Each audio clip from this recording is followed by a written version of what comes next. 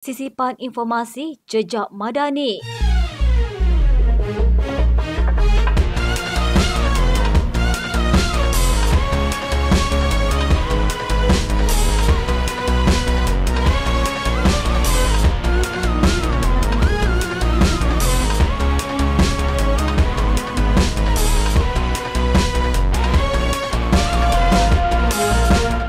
Perdana Menteri Datuk Seri Anwar Ibrahim memaklumkan Khazanah Nasional Berhad bakal mewujudkan satu platform pelaburan hijau yang baru untuk menarik lebih banyak pelaburan langsung dari dalam dan luar negara. Beliau berkata ia bagi membantu syarikat tempatan terutama syarikat Bumiputera sekaligus mencipta lebih banyak pekerjaan berkualiti tinggi untuk rakyat. Katanya perkara itu antara yang dibincangkan dalam mesyuarat Lembaga Pengarah Khazanah ketiga bagi 2023 beberapa hari lalu dengan peranan Khazanah dalam usaha pembangun negara dibincangkan secara tuntas. Katanya kami turut membincangkan mengenai peri penting melaksanakan peralihan tenaga yang mampan bagi menjamin kelestarian ekonomi. Anwar yang juga Menteri Kewangan memaklumkan kepada mesyuarat itu, perbincangan utama adalah mengenai pelaburan oleh Khazanah untuk mengukur ekosistem ekonomi domestik yang tidak hanya kepada syarikat pemula tetapi juga kepada perniagaan sudah berjaya dan memerlukan modal mendanai pertumbuhan masa depan. Beliau berkata melalui penglibatan Khazanah, inisiatif itu dapat membangunkan bakat pekerja tempatan serta meningkatkan keupayaan dan daya saing negara. Perdana Menteri juga berkata Khazanah akan terus bekerjasama dengan kerajaan menerusi strategi memajukan Malaysia untuk memastikan hala tuju sejajar dengan matlamat pembangunan ekonomi negara. Selaras dengan prinsip madani, Anwar menggesa Khazanah agar terus berada di landasan betul selain kekal dengan mandat sedia ada untuk menyampaikan manfaat ekonomi dan sosial yang mampan demi rakyat serta masa depan yang lebih baik untuk negara. Menteri Pertanian dan Keterjaminan Makanan, Datuk Seri Muhammad Sabbu memberi jaminan bekalan makanan termasuk daging mencukupi untuk keperluan sambutan Aidiladha tahun ini.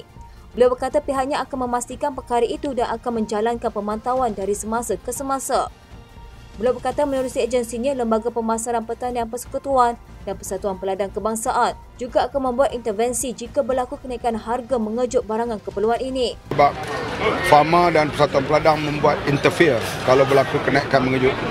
Fama dan Persatuan Peladang akan membuat interfere seperti berlaku pada Ramadan yang lepas. Alhamdulillah, harga daging dapat dikawal dengan Fama dan Persatuan Peladang menjual dengan harga yang lebih murah.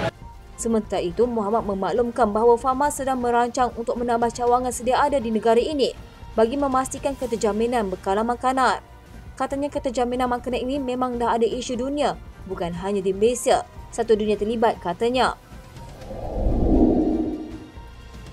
Menteri Belia dan Sukan Hanayo menyatakan inisiatif Rakam Muda yang diberikan nafas baru memperkenalkan 10 gaya hidup selaras dengan cita rasa dan minat generasi muda hari ini. Kerana saya melihat program ini memberi peluang yang terbaik untuk mencungkil bakat, potensi serta meraihkan kepelbagaian masing-masing melalui pelbagai aktiviti yang akan menyatu padukan belia di negara ini. Malaysia sudah bersedia untuk rakan muda dan hari ini telah diberikan nafas baru selaras dengan cita rasa dan minat generasi belia sekarang. Kita ada 10 gaya hidup baru iaitu rakan aktif, rakan bumi, yang baru rakan demokrasi undi 18, rakan digital, rakan ekspresi, rakan lita, rakan mahir, rakan muzik, rakan niaga, rakan prihatin. There is something for everyone, for every youth in this country. Hana berkata pelaksanaan Rakam Muda Nafas Baru itu menekankan 3 fokus utama. Pertama, memperkukuhkan jenama Rakam Muda menerusi 10 gaya hidup yang diberikan nafas baru dan menyalahkan potensi generasi belia menerusi penterjemahan minat dan kecenderungan positif. Saya percaya kerjasama strategik dapat mewujudkan program yang berteraskan fun, vibrant dan meaningful. Seterusnya membuka lebih banyak peluang dan ruang kepada penyertaan generasi belia dalam mana-mana program yang dianjurkan.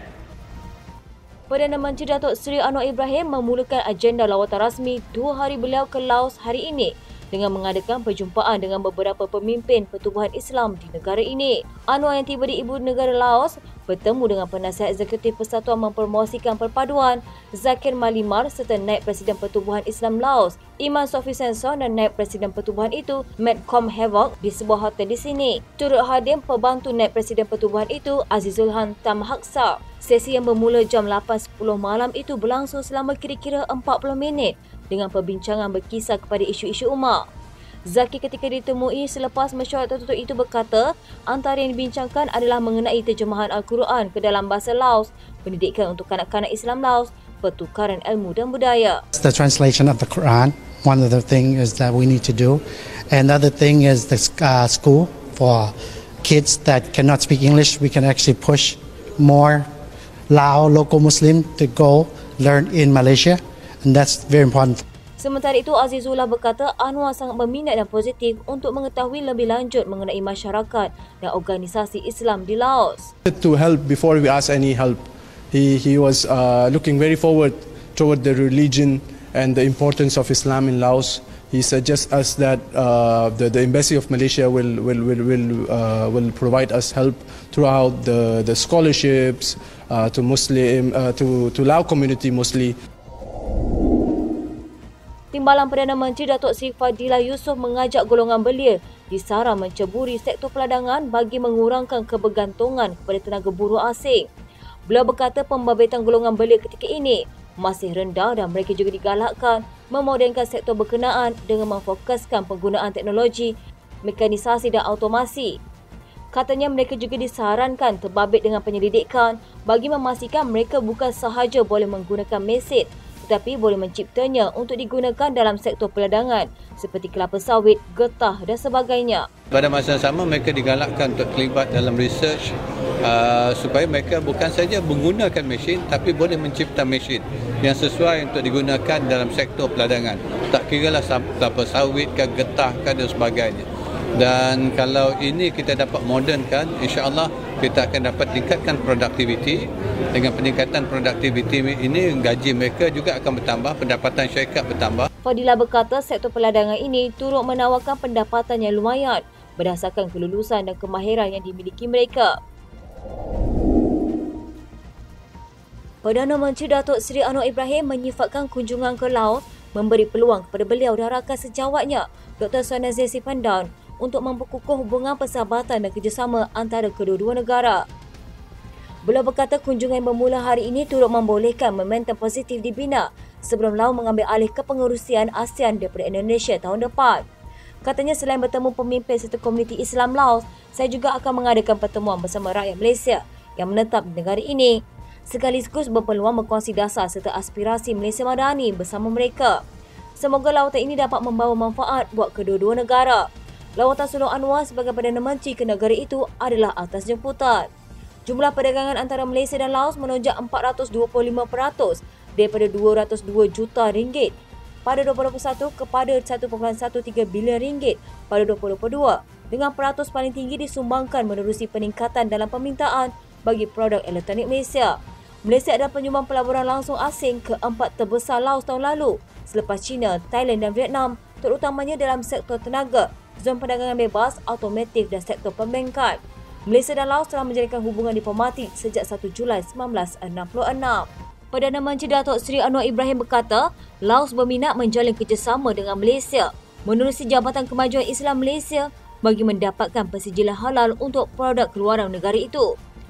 Bercakap pada sidang akhbar sebagai penutup lawatan rasmi 2 hari ke Laos, Perdana Menteri berkata perkara itu dinyatakan oleh rakan sejawatnya Dr. Sonazir Sipandan dalam pertemuan kedua-dua pemimpin pada Selasa. Kedua-dua pemimpin turut menyaksikan pertukaran 2 memorandum kerjasama serta masing-masing 1 memorandum persefahaman dan surat niat antara syarikat Malaysia dan Laos sempena lawatan itu yang membabitkan kereta api Tanah Melayu Berhad, Mutiara Perlis Berhad dan Tenaga Nasional Berhad. Kerjasama antara TNB dan EDL untuk menerokai potensi tenaga boleh baharu hidro di Laos dijangka memberikan pulangan 460 juta ringgit hingga 2.3 bilion ringgit setahun kepada TNB mulai 2025. Anwar berkata rakan sejawatnya juga memberi jaminan akan meneruskan sokongan kepada projek-projek yang membabitkan syarikat Malaysia di Laos.